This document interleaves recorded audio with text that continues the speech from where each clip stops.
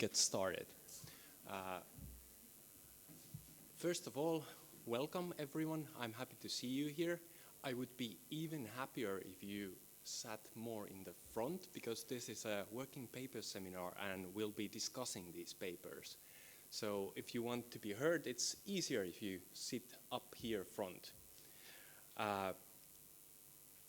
The concept of the working paper seminar means that these are works in progress, papers that are here to be commented. So they're here so we can see how we, with our expertise on role-playing games, can make them better. So keep this in mind when asking or commenting on the papers. And I hope that everyone has read at least some of the papers, and at least some of you have read all of them. We have presentations, and the format is a 10-minute presentation with 20 minutes for discussion, so we have time for questions and comments and improvement. And I'm going to help you keep track of time, so if you start running out of time, I'll start waving my hands, and you can see that it's time to move on to the discussion part. But when you present the papers, we assume that everyone has access to the papers, so there's no need to repeat the arguments from the papers themselves. To make sure we have high-quality comments, we've enlisted 2 expert commentators that I'm happy to introduce. We have Tanja Välisalo from the University of Jyväskylä, who works in transmedia and character studies and game studies, and is here to make sure we understand how characters work. And then we have I. Tuomas Harviainen, who works in more fields than I can count. I lost track at some point, so I'm just going to introduce him as an expert. Additionally, he's the editor of the journal Simulation and Gaming, which we are happily collaborating with. We're lucky to receive some funding for the seminar from the Finnish Cultural Foundation, and with that money, we had the pleasure of inviting Jon Peterson to be our keynote speaker. Jon is known for his groundbreaking research, for example, Playing at the World, which is still a very impressive look at the history of games. And more recently, he's been collaborating with other academics on role-playing game studies, the textbook on the subject. So if you want to see what he's been writing recently, you can see that, and he will be presenting other work here at Ropecon too. So he's been keeping busy. I won't take more of your time, and instead I will invite Jon here to give us the keynote from figures to characters. Let's all give a warm welcome to Jon.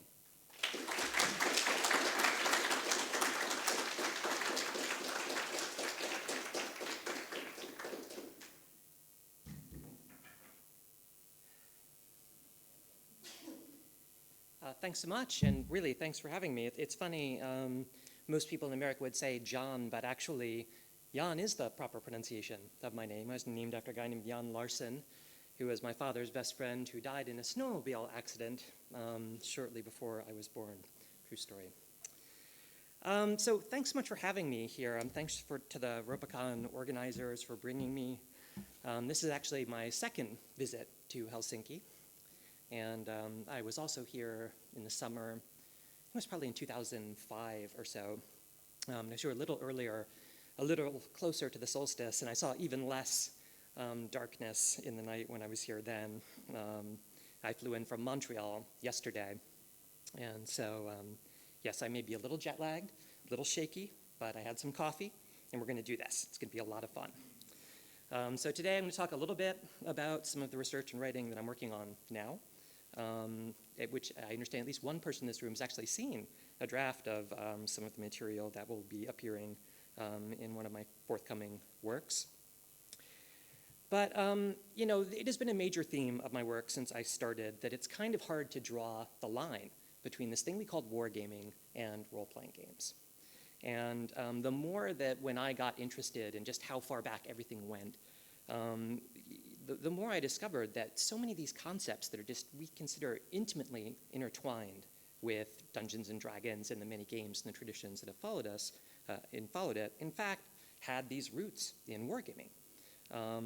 And most of these are mechanical things that you can easily point to.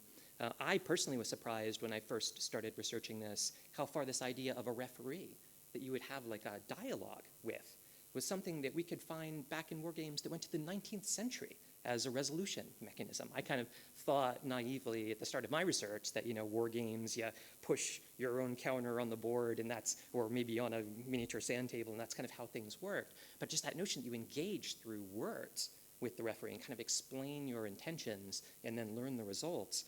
Finding out that things like that actually went back to war games was, for me, a real eye-opener. And of course, it's easy to point to things like armor class and hit points, and even experience systems, even progression systems where the better you do, kind of the more powerful you become. Those have these clear roots in these conflict simulation games that, again, I trace back largely to the early 19th century.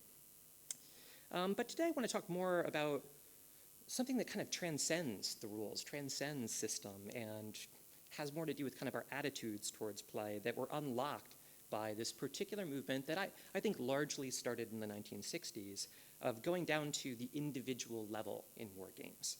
The level, sometimes they'd be called skirmish war games, sometimes personalized or one-to-one scale or man-to-man. People used kind of various names for this at the time. But it's clear to me that this was an ingredient, not the only sole and proximate cause, but a key ingredient in whatever this shift was that happened in the 1970s that ushered in this amazing new cultural artifact that all of us are so fascinated by. Probably we'd say hobby wargaming began in 1913 with the publication of Little Wars. We can, of course, always point back to the people at Oxford who had their Kriegspiel club in the 1880s who were kind of experimenting with the wargaming principles that had been designed by Prussian military scientists as a form of entertainment, a very intellectual form of entertainment. But it was Little Wars that kind of brought this concept to the market, something you could sell a rule book, and people would be able to go and just take toy soldiers, which might have been sitting around their house, and apply those to the development of a competitive game. And I guess since I'm speaking here in Europe, I should say that, and even here in Scandinavia, Ossian Elgström, right, was probably the person who brought this to the continent. Although, the Swedish edition wasn't as well known. The German translation of it certainly seems, which was from, I think, 1916, building on Wells's principles, was one of the real catalysts for developing the hobby here in the continent. But, when you look at Little Wars, it's really a game designed around fighting mass battles, right, of the Napoleonic era. It's reimagining warfare through a limited number of toy soldiers. And these cannons, you would shoot little, things with your cannon to knock over your opponent's toy soldiers. And that was, the best way to win the game. But even a game like this, even a game based around, mass combat, always got caught up with stories. And it's not just because H.G. Wells, who is probably better known for something else, happens to be the author of Little Wars. He got the idea, it seems, from Robert Louis Stevenson, also much better known for his fiction than for his wargaming activities. And you could point to this whole panoply of these authors who got engaged with the idea that conflict simulation could help you build narratives. If you read the actual original Little Wars book, there's this battle in it, the Battle of Hook Farm, that talks about H.G. Wells reimagining himself, turning into this character, into General H.G.W., who has a saber-cut scar on his face and had a completely different life, right, than H.G. Wells, who was famously a pacifist, to the point he was actually jailed, right, in the First World War. These were people that found in this conflict simulation something like the roots of story, and they would write these campaign journals about it afterwards. But like I said, it wasn't really until 1966 that something weird started to happen with this. We hadn't, the wargaming hobby in 1913 didn't take off immediately. I guess it's important to say that up front, in part because 1913 was right before 1914. In 1914 up to 1918, a lot of young people and actually a lot of metal raw materials of miniatures were repurposed for something quite dramatic that was going on then. And kind of between the world wars as well, even up into the 40s, there wasn't really much of an opportunity for there to be a hobby around this. So the Anglo-American hobby kind of started to coalesce in the late 1950s. I tend to point to the introduction of Jack Scrooby's journal, the Wargame Digest, in 1957. It's kind of marking the inauguration of that hobby. His successor journal to that was called Tabletop Talk. And this article from 1966, I think, is a really fascinating article by this guy, Joe Morshauser, who wrote one of the earliest kind of trade books you could get in America anyway about war games.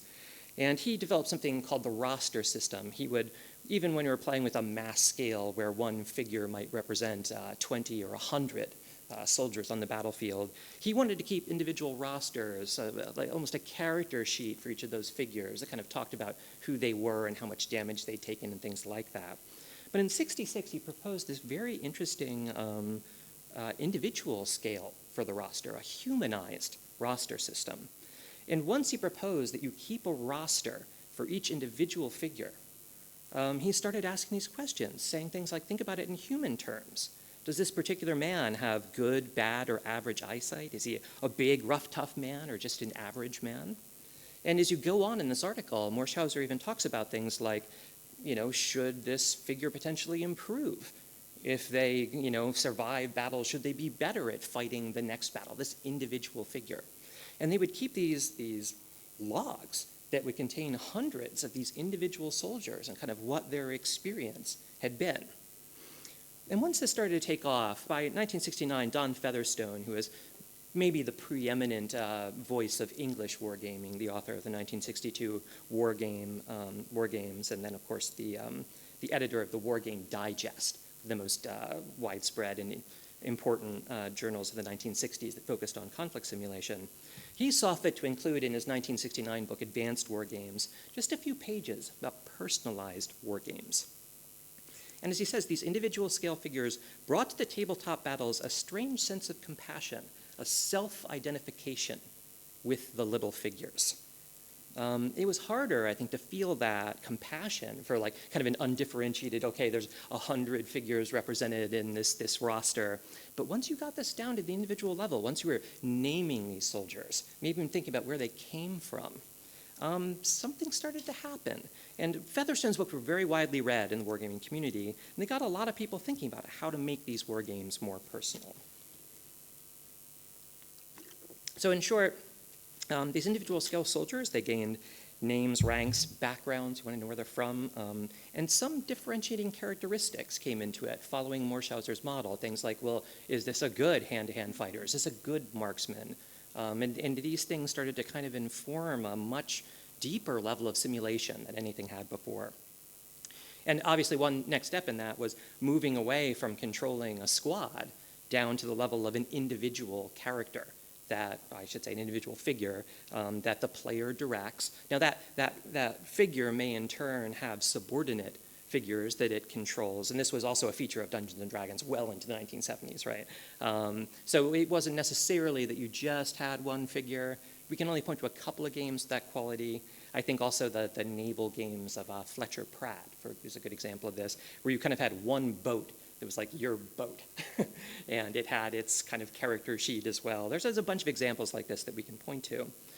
But yeah, all you really needed once you had that level of characterization was a good infusion of genre, right? Some kind of adventure story that you want to locate with this battle that's going on in. Something where characters could be heroes or villains in their own saga. And this is the point, right, traditionally when I give this talk, where obviously I'll start talking about Tolkien, I'll be talking about orcs and dragons and fantasy and all those things. But I'm not going to do that today. Instead, I'm going to talk about this. Let's take a look at this exciting scene. It looks straight out of a Fistful of Dollars, right, or like one of these Western films from the 1970s. And what you see here is largely these are Britain's swappets, is what they call these. There's a couple Timpo figures that are in there as well. And actually the figure closest to us there, believe it or not, came out of a Kellogg's Cornflakes box. was a giveaway. And it, as many people did with miniatures in the 1960s, it was a conversion. They actually changed the weapons and so on that this figure is carrying. And this is the cover photo of a booklet that came out in 1970 in the United Kingdom called the Western Gunfight Wargame Rules. And these provided, I think, a really crucial, fascinating vector into how figures became characters. So the Bristol Wargame Society is an interesting group, actually. This is a picture of some pictures from a meeting of theirs from August of 1969. And you can see in the bottom right-hand two panels there, some of these Western scenes that they'd already begun experimenting with before they put out their gunfight rules in 1970. Another interesting aside about the Bristol Wargame Society is that, as far as I can tell, they were the first group that made 20-sided dice kind of for gaming. They actually manufactured them themselves because they used percentile resolution systems in some of their games. And it's, you know, I don't know if there's something about 20-sided dice that also unlocks something about figures and characters. I'm sure it's more, you know, correlation than causation, but it's always delighted me that that turned out to be the case. But they started running these elaborate campaigns that were based on players having their own individual characters in this Pima County scenario. I think that is the Arizona territory where Pima County is, that took on really lives of themselves. These were characters that, like John Slaughter, who was a notorious gunslinger that one of the members of the Bristol Wargame Society played. There was the Dalton Gang, and there was this great bandit, El Manolito. And you can see there's a little excerpt from one of these battle reports. That's from a 1970 battle report where El Manolito manages to dodge a combat entirely. There's a combat that's supposed to be going on in this wargame situation, but he and one of his companions just kind of ride out of town with the Wells Fargo gold bullion and win the scenario that way. And this inspired, you know, this myth of what these characters would be like that led people to start doing things like the portrait you see here, which is from the Bristol Wargame Society newsletter, which is unfortunately a very, very scarce fanzine. I'm kind of a fanzine guy. I like spend my life just reading fanzines. These fanzines are impossible to find, but if you can find them, again, you can just unearth so much about how this really all came together in the late 60s and early 70s. But when you get to the point that these characters are so present in your mind that the figure transposes the level that you want to show El Manolito in victory in like a full page spread of your zine, I think something is starting to happen here, right? Something that really was going to have long legs. Now by 1973, as you can see at the very bottom of this, people started to ask a question about this. But is it really wargaming? Like, people had reached a horizon of this where they understood that. Just listen to the way they're talking about this in some of the things here. They're talking about having characters with lives of their own who find themselves in situations and then behave in character. That word, in character, underlined even. In 1973, right, which is a little before that 1974 game had come out. That's pointing to something really different that had happened. All these recommendations for the, can I scroll down on this? Can I scroll down on this? For the development of miniature personalities, each with their own biography, in order to create a game which develops into an interesting saga, which is open-ended, where it's no longer about victory, even.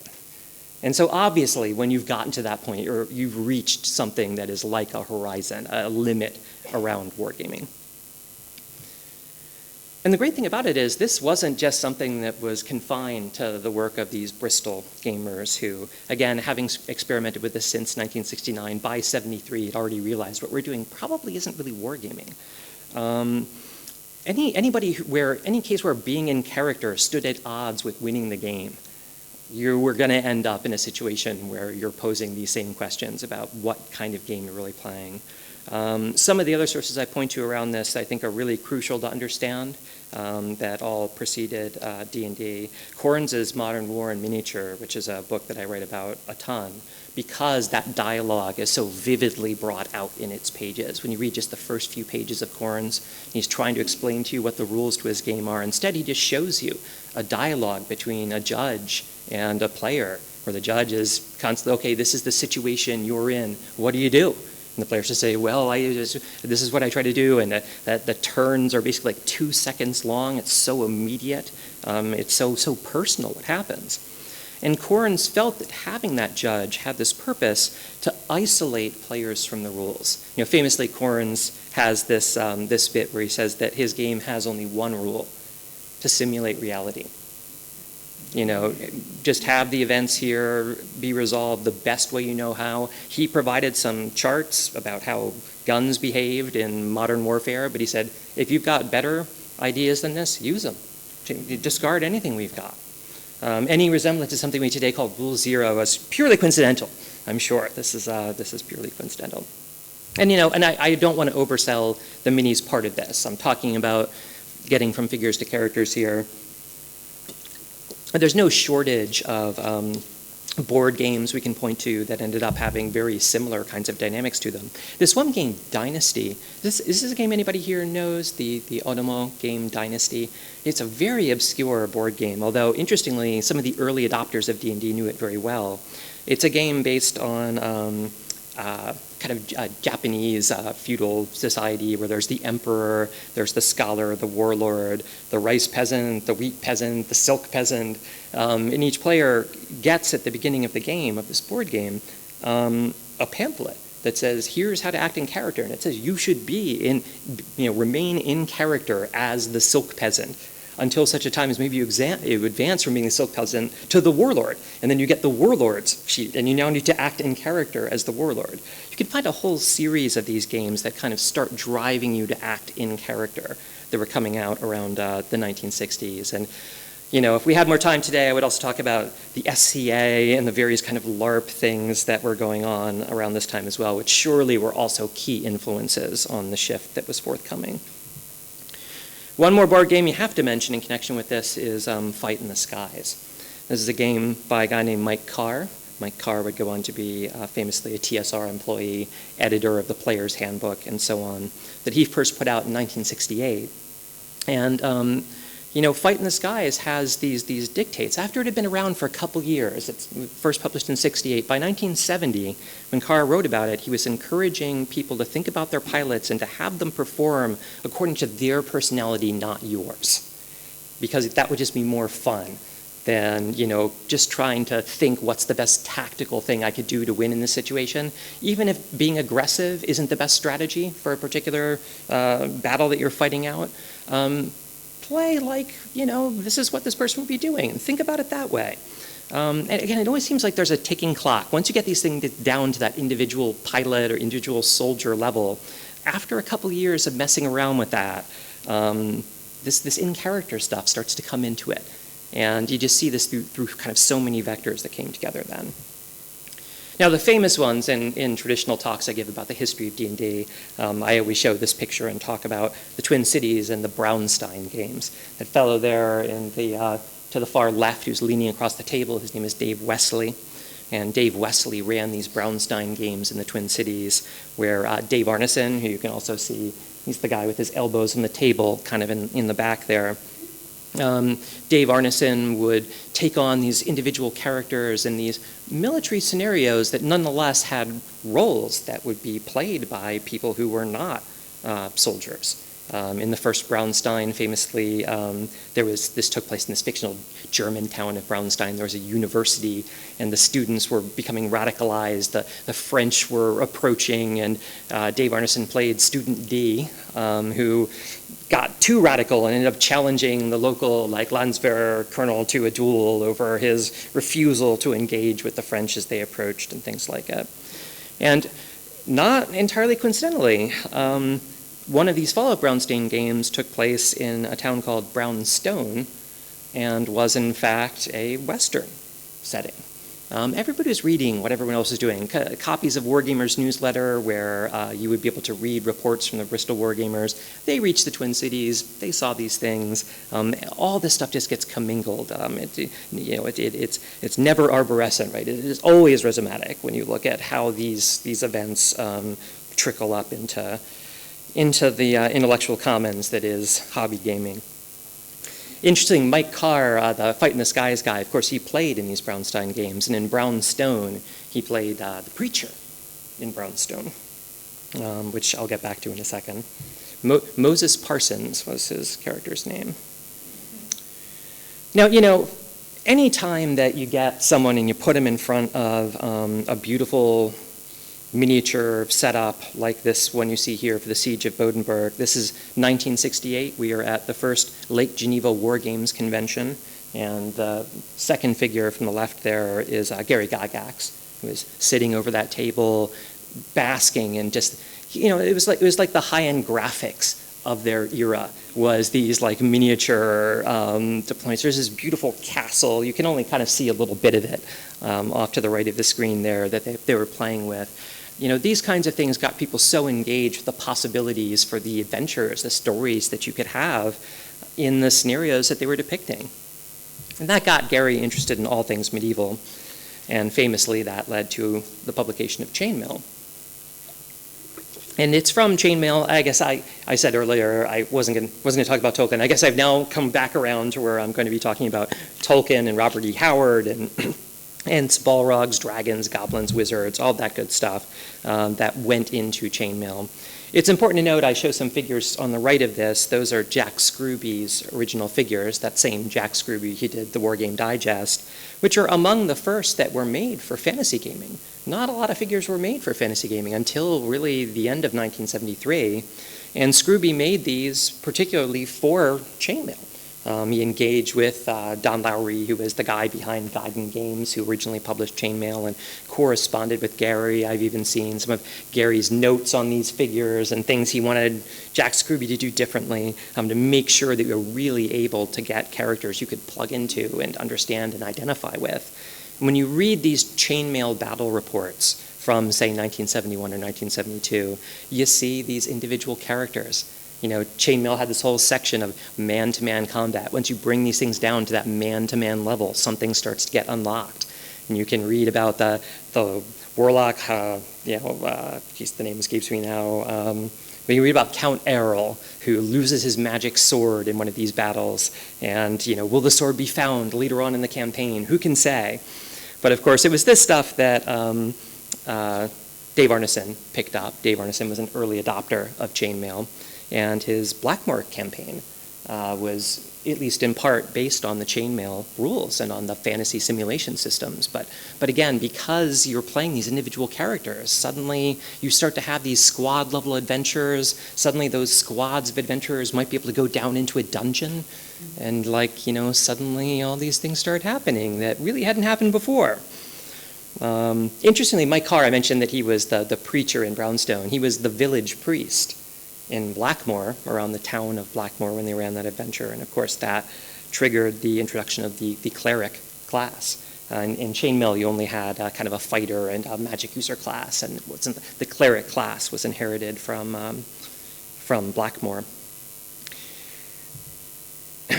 But it's key to recognize one thing about this, and this takes us back around to the Western gunfight rules. People like Gary Gygax were reading these issues of Wargamers Newsletter at the time that D&D was under development. This is from the May 1973 Wargamers Newsletter. In order for it to have appeared there was a lot of actually cross-Atlantic lag for how long it took correspondence to end up in Wargamers Newsletter when you would send it to the UK from the US. So this is probably written a couple months earlier. But yeah, Gary, just at the time that he was starting to put together what would be the first draft of D&D, he was reading these reports about playing in character and about all the things that you're reading that I was just showing you a few slides ago about kind of the horizon of wargaming. But it didn't change the fact that when they put out D&D, they put on its cover that it was rules for fantastic medieval war games campaigns, because no one knew what else to call it, right? Even if it had these interesting possibilities baked into it, people still considered this then to be war games, and people still played D&D as a war game. And the earliest, as you go through the literature, you find so much dispute among early adopters of should we play this like a war game or should this be really different? And both were valid approaches, at least up to 1980 or so. One sad note I do have about this actually is that the key person behind the Western gunfight rules, who's a guy by the name of Steve Curtis. He actually passed away the 18th of August in 1975. He lived with muscular dystrophy. He died at the age of 28. And I think he never got to see what has happened since, which I think he really would have loved to have been able to see.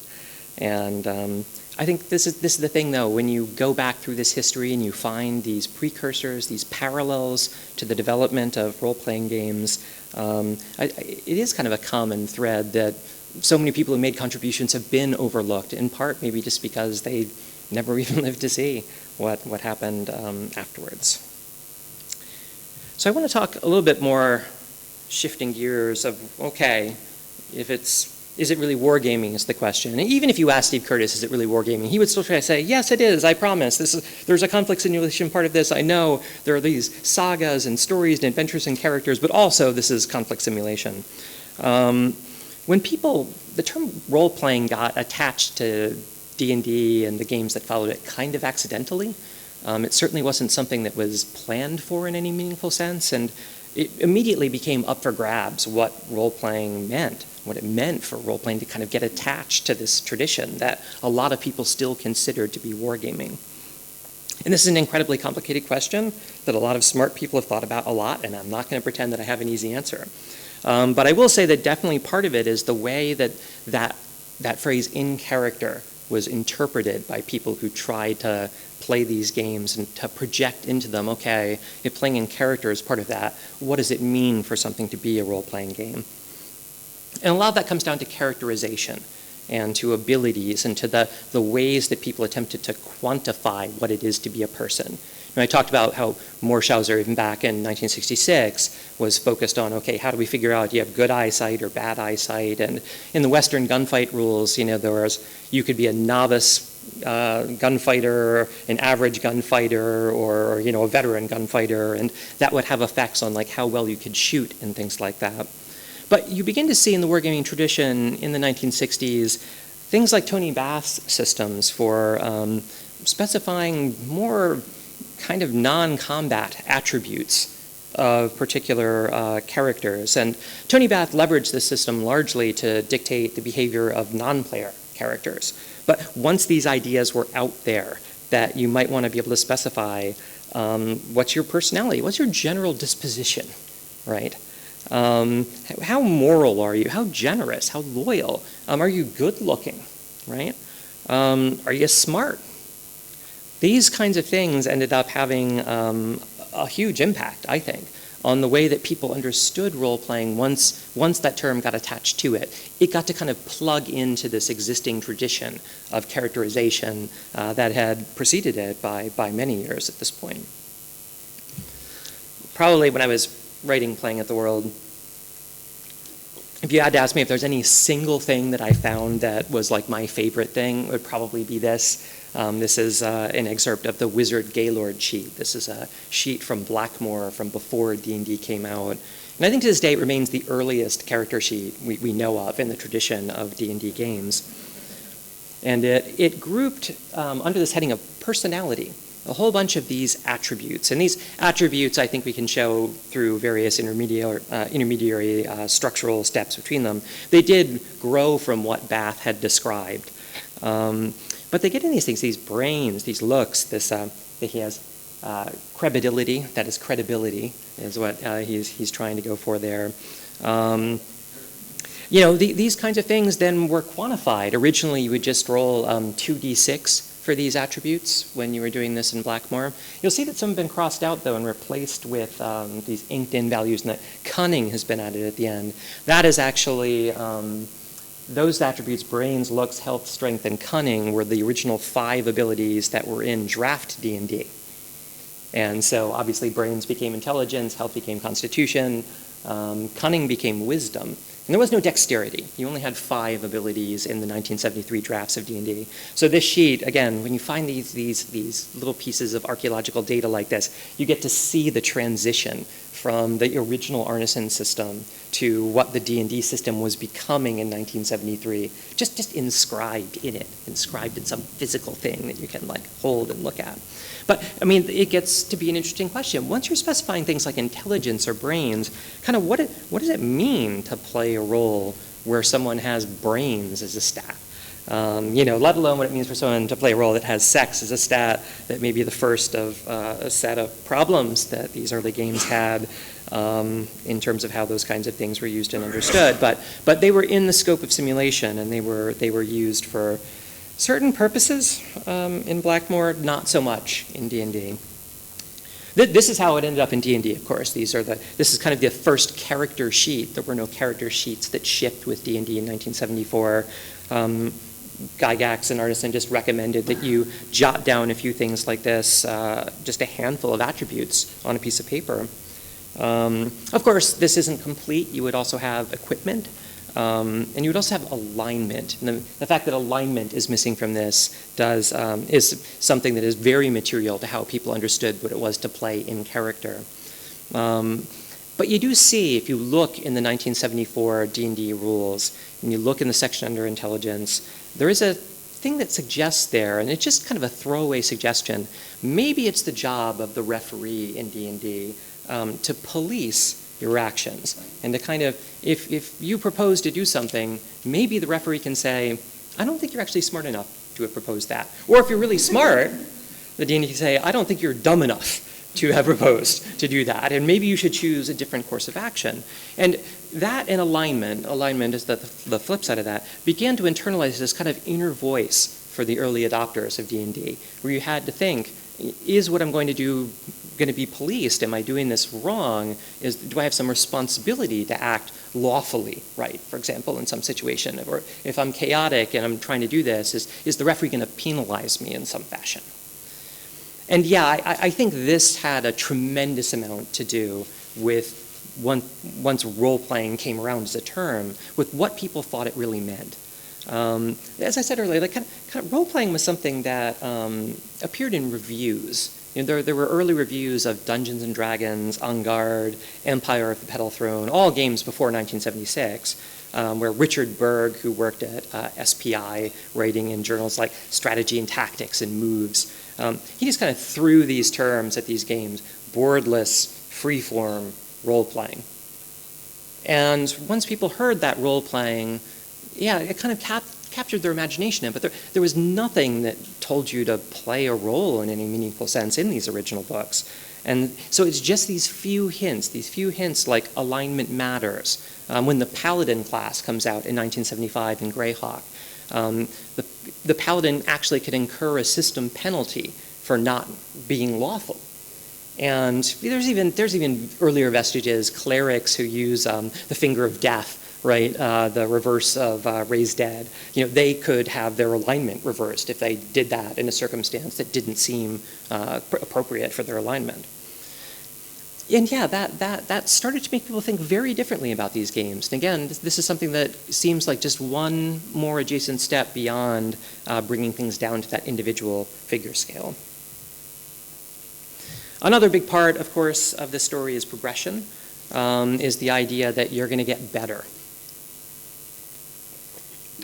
with combat, with experience. In the original games, in Dungeons & Dragons and Empire of the Petal Throne, pretty much you just got better by killing things and finding loot. Those were the only things that could possibly lead to you being a better person than you are. Actually, Empire of the Petal Throne is pretty strict about that. It tells you nothing other than those two things can let you advance and get experience and go up in level and become a better person. And from the start, people, I think, saw a tension between that and role-playing. You can kind of compare experience points to, like your pinball score. It's a score that's just constantly going up every time you put down one more orc. And, that knowledge of the inability of the system to isolate players from that, the way Corrins talks about isolating players from the roles to make them think more like they're in their situation, people found a tension that maybe inhibited role-playing even in the progression system itself.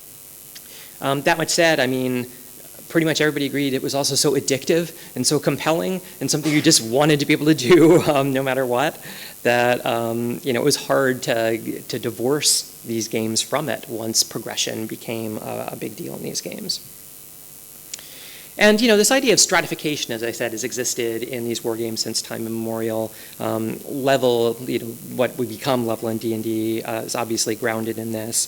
The Western gunfight rules, we can find in them that idea. You could be a novice or a regular or a veteran gunfighter. And it seems to have been when Chainmail, and this was in a fanzine, not in the rules, where Gary was publishing some supplemental rules for it, first kind of separated out wizards into these 3 levels that had, or 4 levels, sorry, that had progressively better spells or more spells available to them, that it created the possibility that you could apply these progression techniques to the fantastic environment. This might be able to take it to some place that was much more interesting and compelling and much more in line with kind of how we see the heroes and superheroes that are present in fantasy literature.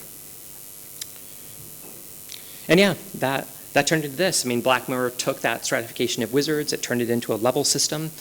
The term level, again, probably comes from the fact that the Blackmore dungeon had levels, originally just 6 levels. And the way that people describe Arneson playing with it, you would roll a 6-sided die sometimes to determine which level you ended up entering into when you went to a particular adventure. But the basic idea was you should be at least 2nd level to be fighting things in the 2nd level of a dungeon. It'll get worse as you go down, and this created the concept of level as we understand it, which is, I mean, had longer legs than probably any single other thing we can point to that came out of D&D once that became available. I mean, what doesn't have the concept of level in it when you look at across such a panoply of war games, role-playing games today, and so on. I mean, I guess obviously since from RuneQuest onward, people looked at this non-stratified progression system where you would advance through attributes and things like it instead of through these chunks of levels like this. But ultimately, I mean, where this takes us, where those mechanics of levels and characteristics take us is to a new kind of figure. The game that we now call P-Edit 5, I'm not sure it was actually called that at the time, was a game that appeared on the playdoh system in 1975. Playdoh, for those of you, I don't know how familiar people are with Playdoh in general, this was an intercollegiate computer network that was present in the United States. I'm not sure there were any European instances of Playdoh, but it connected a number of universities and also some military bases, and it was a proto-internet, is I think the way a lot of people describe it. It had its own email systems, it had its own bulletin boards and things like it. But the most important thing is it had this scripting language that could let people who used it make up their own lessons. And so inevitably, since it was supposed to be an educational tool, university students had it. This scripting language was used to create games. These games became immensely popular. And P-Edit 5 is one of the first that we know of, that we have good documentary evidence for, that used this to play something like D&D. Something where you had your character, where the character had a name, the character had attributes, the character was persisted between sessions. If you look at kind of saved games, they had a board that would allow you to save kind of up to 20 characters at a time for everyone who used the system. Not a lot of people could use the system at the time, but there was like 20 slots. And the instant that one character won, because it had a victory condition, you could win if you got 20,000 experience points. Then you retired. As soon as one slot opened up, a new person would be in to get a new character in there. And even with these primitive graphics, even with what that little figure is, there's just so much self-identification that people can find in a game like this. And it's tricky for us when we look at these games now to say, do we really want to call that a role-playing game? It's role-playing again in the sense that you do have a character, you do have intelligence as an attribute, but all the things that kind of made role-playing as people understood it the way it was, well, playing within your intelligence properly or adherence to alignment, those, at least in 1975, were harder things to get across in a digital game than they were in an analog game where you could rely on the referee to help you out. But that really brings me, I think, to the conclusion of my talk here today. You know, in terms of what makes these things a role-playing game, I think there are no easy answers. No single factor triggered the transition to role-playing games. And I would stress again, it's so crucial that so many people advocated strongly that D&D was a war game, and they could claim Gygax's blessing when they did it. Gygax in 75, 76, 77 really told people, you know, let the dice tell the story. This is a game of mechanics, and it's a game of puzzle solving, and the player and the referee act as sounding boards against each other. But he really kind of downplayed the more theatrical elements. In 1975, people were already comparing D&D to improvisational theater. That wasn't necessarily the way that Gygax saw it. But whatever it is that triggered this, the move down to that individual figure scale, I think clearly was one of the major contributing factors, perhaps the single most important one, because people began to think about being someone else, being in the situation of this individual figure in the game. And this, you know, where that led was not necessarily planned for. When you put out a set of rules that say that they are rules for fantastic medieval, you know, war games campaigns, it doesn't sound to me necessarily like you're planning for what we consider role-playing today. It was more of an emergent side effect, I think, than anything else that led to this. But I love being able to talk about things like the Western gunfight rules and to be able to show how people like Gary Gygax knew of this and were reading about this and were engaging with the community that was talking about playing in character before D&D came out, because it shows that all this takes a village. It did. You're never going to find, you know, the one great figure in history, whether you think it's Gary Gygax, whether you think it's Dave Arneson. You know, there's endless disputes about who really created D&D, who really invented role-playing games. You know, maybe it was Dave Wesley and the Brownsteins who really invented role-playing games. What I see instead is an Anglo-American community, largely, that, you know, popped this up from so many different just little sprouts. And because that community existed, because they were there to receive D&D when it came out, they brought to D&D what they had learned from playing things like Western gunfight, like, you know, playing in character in the SCA, in a variety of these activities. And that ended up informing really what role-playing games became. And I think that's good for me. Am I good on time? Okay. I would be happy to talk about this. I hate actually giving like lectures. I'd much rather like talk to people about this. I should have told you, interrupt me and ask questions as we're doing it. But any thoughts, reactions, questions, cool things to talk about?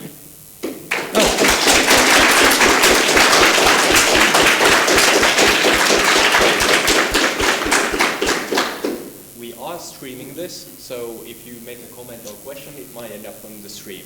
But that means also that you please use the box. Was there someone? I see a few hands. So once again, this is a throwable mic. You can speak on the black part. Hi. Kind of the first thing that came to my mind as you started your talk is you very much started it in like the UK and like the Western world. Have you ventured into like the Eastern world at all with like the history of wargaming and stuff over there in your research and studies? Very occasionally, but not that much, to be honest. I mean, yeah, there's a Japanese tradition around this. You know, it's, I think, my naive understanding of that is that it did build large, you know, on the Prussian simulation models of the early 19th century, insofar as we're talking about the tabletop version. Mm-hmm. Part of the problem, too, when you talk about wargaming and conflict simulation, there were field exercises, right, that people conducted that we call war games, and kind of decoupling this tabletop version from that can be tricky. But yeah, I'm not aware there's a vast literature of this, to be honest, in East Asia on this kind of that would precede the Prussian wargaming style. The Second World War, there were a lot of focus on simulating the war, at least in Britain and all that.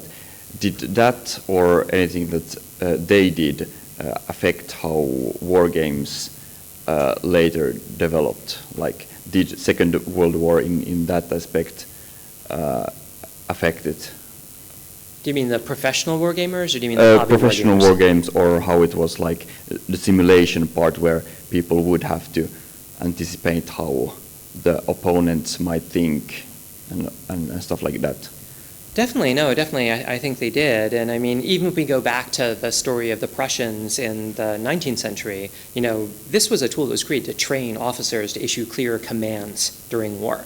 The value they saw in having this kind of dialogue with the referee, right, was in training, you know, how to write orders that the referee could not, you know, willfully misinterpret, right? Because that was like a big part of learning to write clear orders, especially in, you know, given the communication systems that were available at the time. And so, yeah, I mean, those professional techniques and the hobby techniques are kind of so commingled when you get even up into the 1940s. You know, I do see a kind of a shift after the 1940s, in part just because the technology of war had transformed so radically after the conclusion of the Second World War. But I mean, famously, you know, the First World War was extensively wargamed, right, by the Prussians, and they were absolutely persuaded that they had this clear plan, was what that's the Schlieffen plan was what it was called, right, that they had played out in all these simulations, or how they were going to be able to sweep all the way through Belgium and like then just take France from that side, and like they'd win instantly. And like all of their predictions were wrong about this, right? And so, you know, the computer techniques, I guess I'd say, that were developed in the 50s into the 60s, the electronic aided things, they certainly did have a bit of impact as well on the way that hobby computer war games developed subsequently. So yeah, I mean, I see it as being very, very entangled all throughout its history. All right. Thank you for a fascinating talk. Here? Oh, yeah, sorry. Yeah. Yes? Now, listening in on this, what strikes me, and this is, I'm trying to formulate this as a question because I'm really interested in this, is that the culture that develops and emerges throughout the 60s, is there this sort of agency within the culture throughout the designs and discussions between people who are practicing various games, that then when you get these new rules in the 70s leading up to and including D&D, is that you can take this, you can use it in different ways. So the emergence, as you put it, of role-playing is actually part of the sort of affordances within the culture, part of their culture, really. Oh, immensely so. Yeah, I mean, so if you look at, you know, Dungeons and Dragons famously, and you know the introduction, it says these rules are just a framework for you, but you know, for you to make a game of tremendous simplicity or complexity. But what they say is, as with any miniature war game rules, these rules are just a framework. And if you look in Chainmail, very much says, look, these are some ideas. Take what you want. You know, whatever you don't want, don't use it. Plug your own stuff in. Neither were complete games in any meaningful sense. You know, if you look at Chainmail, it's a grab bag of like 4 systems that have no relationship to each other. You know, there's a mass combat system, there's an individual man-to-man system, there's a fantasy system, there's a jousting system. And there's no sense in which they even plug together. There are things that are there to just kind of inspire you to design a game.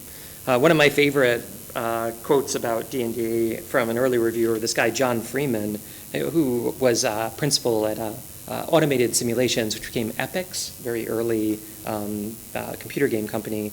You know, he said that D&D isn't so much a game as it is a design a game kit. And that is an inheritance from miniature wargaming. All the miniature wargaming, the hobby wargaming of the 1950s, assumed you could publish modular ideas for systems, you could put out a complete entire system, but it was really up to the practitioners. It was really up to the players who sat around the table and the referee to design what the game was going to be that they were going to share. So 1,000%, yes. Do you have any further thoughts on the tension between, you mentioned the tension between advancement purely from combat and looting and that sort of stuff versus other activities. I mean, obviously one clue is the fact that the Empire of the Petal Throne chose to specify that this is the only way to advance. So there must have been people who were thinking about other ways, or they wouldn't have needed to set that distinction. But or when did a more sort of activity-focused or more wider sense of advancement then come to be? I mean, pretty much immediately. Like Tunnels and Trolls, actually, also in 1975, basically coeval with Empire of the Petal Throne. It had its own whole, it was much more generous in terms of what you would get experience for. You could get experience for things like being daring. Just, exhibiting bravery could get you experience. Like, I would really point, though, more to things like Chivalry and Sorcery, 1977. It focused on, look, if you're a magic user, you probably are going to get more experience and more competency by, like, studying in your library than by going down into a dungeon and, like, casting the same fireball spell at, like, 15 different things. If you're a cleric, you will get experience by doing good works and by doing the things that honor your deity. And so, yeah, I mean, I think that did catch on actually quite quickly. And there was a huge discussion in the fan community that you can trace through these fanzines of the different practices people use to award experience points, even for D&D. Because again, it was just a design a game kit. I mean, it didn't really matter what Gygax and Arneson thought, right? You could just go to your tabletop and play it the way that you wanted. And I remember reading people saying that they give experience for, like, riding a horse. It gets more interesting by, I'd say, 1978. I'll just say one game about this I think is interesting, which is Bushido. This was a game put out by Tire in 1978, which had a Japanese setting. And it was instead of alignment, they had on, face, as the thing that dictated what you were supposed to do. And your experience rewards were tied to your on value. And so people started to learn to use experience, the reward system, to steer behavior that was in character for the setting. And that, I think, is something that has had very, very long legs in subsequent RPG design. But it's really, RuneQuest has a little bit of that too, but Bushido is the one that just, they got that dead on from the start. Thank you for a great talk. Bit of a comment mixed with a question as well. It's really interesting to note that the fact that many people played Dungeons & Dragons as a war game in the late 1970s, because in 1983, when Warhammer, which we consider a definitive war game, or a fantasy war game at least, was described as a mass combat fantasy role-playing game. So it appears that there was this kind of like a definition soup going around at the turn of the decade. It was a commercial thing. I think it was commercial. Like, yeah. There was before your question, sorry, there's a thing called Once Upon a Time in the West, which was a descendant of the Western gunfight rules that came out in 1978, I want to say. And when they put out a new edition in 79, their publisher insisted that they call it role-playing game rules, because it sold better. If you put like role-playing games rules, it sells much. It's entirely the same game. Right, and it's so sorry, didn't mean to. No, it's and I think that there was like more of this kind of mix, so they weren't as diverged from each other, wargaming and role-playing games. And I would like to hear your thoughts on whether we're going in that direction again, because in a lot of the newer skirmish games as well as board games, you're seeing a lot more narrative elements, character development, campaigns, and this kind of stuff that we usually associate with role-playing games.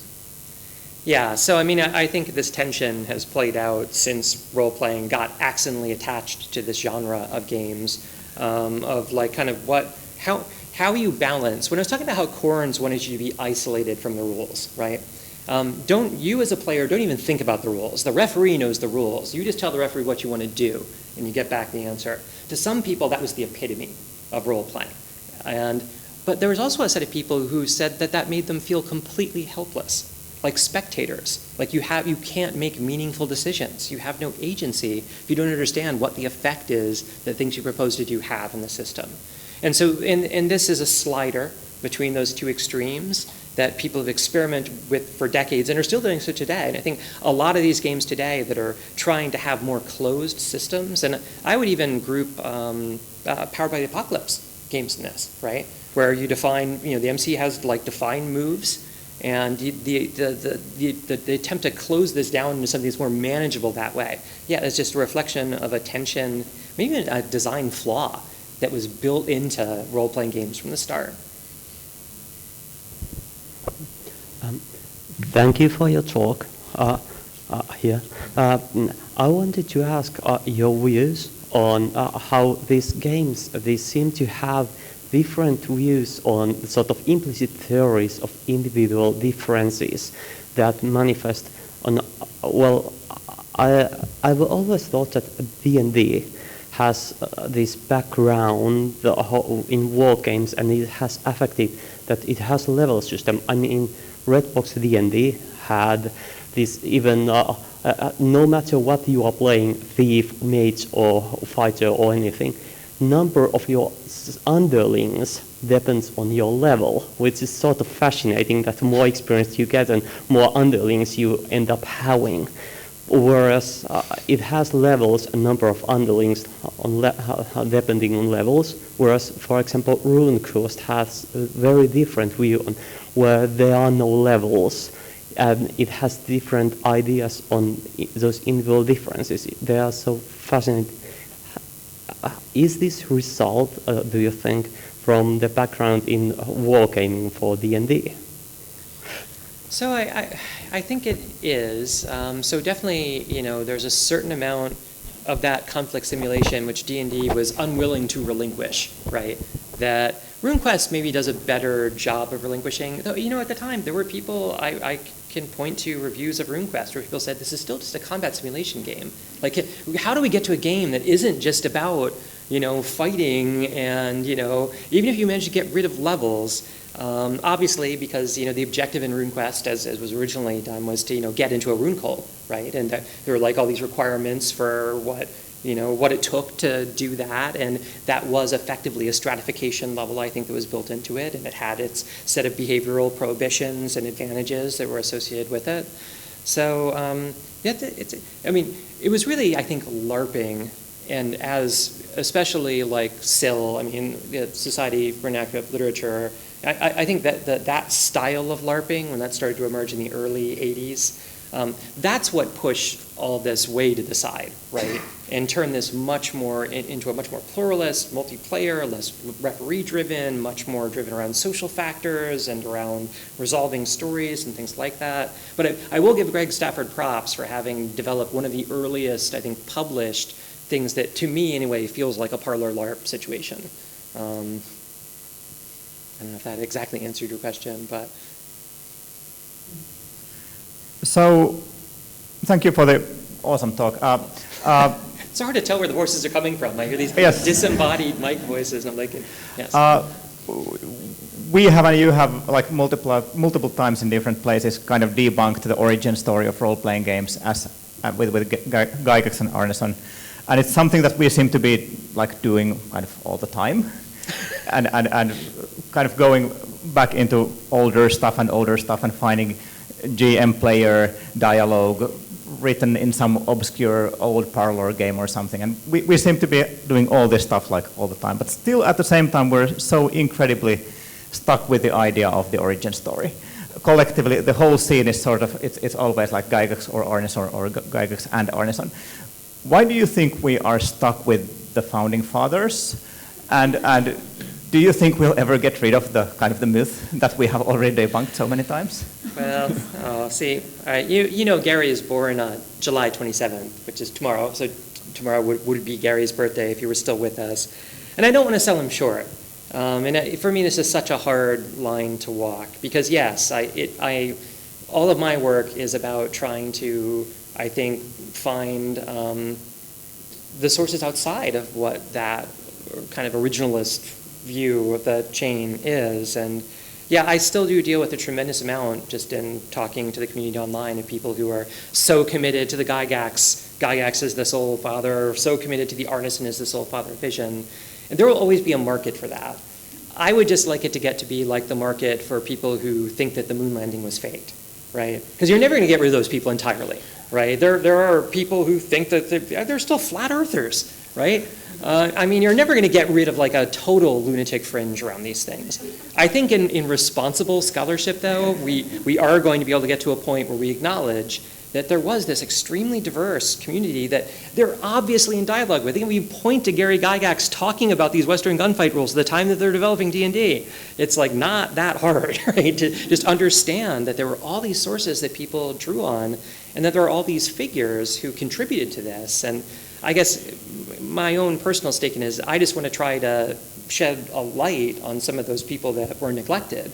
Leonard Patt, right, when I wrote that thing about how much the Chainmail fantasy rules owed to this set of rules that went a year earlier by this guy named Leonard Patt who was doing Tolkien rules. You know, that's the sweet spot for me, is finding these stories where you can really take someone who had no idea that he even influenced these games. He created the fireball spell, and I can like find him, I can interview him. Be like, do you have any idea you did this? So I wouldn't want to ever get entirely away from honoring what Gary and Dave did. And I mean, there's no question, like Gary, you know, from a commercial perspective, right? The risks he took, you know, I mean, his adventure in business was kind of up and down over the years, but I mean, he brought this to this incredible mass market, and he would not have been able to do that without Arneson in the Dungeon. Ed Simplist, who wrote Chivalry and Sorcery, you know, condemns the dungeon adventure as being a shallow thing, and you know, that there were much greater possibilities that were in these games than what we saw. But I guarantee you, like, you know, you go back to what these have led to, what dungeon crawls have led to from this point on. I mean, this has engaged so many more people in role-playing than would have been possible without that idea of the dungeon adventure. And just to editorialize on one off-topic matter, the immense resurgence of D&D today, and we're all aware of this, right? I mean, the latest figures from Wizards are 40 million people play D&D at least once a year. That like 2018 sales of D&D were up 53%, the year before up 48%. These are sales figures that blow away the height of the D&D fad of the 1980s, right? This has been made possible by the fact that things like hit points and armor class and experience and levels are things every kid grows up with because they play these games, because they play Witcher 3, because they play Persona 5, the game that I am most obsessed with in the world at the moment. And, you know, like, that has created this opportunity for a whole generation to engage with these games. Hey, Jaakko Stenros, University of Tampere, thank you for a wonderful lecture. I was wondering, how does it go in the other direction? What is the influence of role-playing games in the 70s on miniature wargaming going on in the 80s? Well, I mean, the Warhammer example, which I've looked at before, is a great one, right? Where, I mean, necessarily the combat simulation principles that D&D pioneered, the way that it got hit points and experience and levels and armor class and all those sorts of things into this form that, for whatever reason, just worked as a system, meant that, you know, Reaper Fantasy, when it came out, which was the precursor to Warhammer, right, really it would inevitably draw on that material to understand it. And yeah, there are a ton of things that we previously would have considered war games that just get these more narrative elements to them now. And of course that's become, I think, a very fertile sounding board of these against one another. And yeah. Thank you. Okay, I think this is a good time to give a warm thank you to John.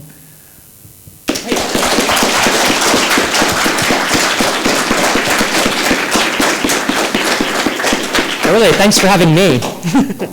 And we can pester him more while we get some coffee. That's good. I would like all the presenters for the next session to come and talk to me. Thanks.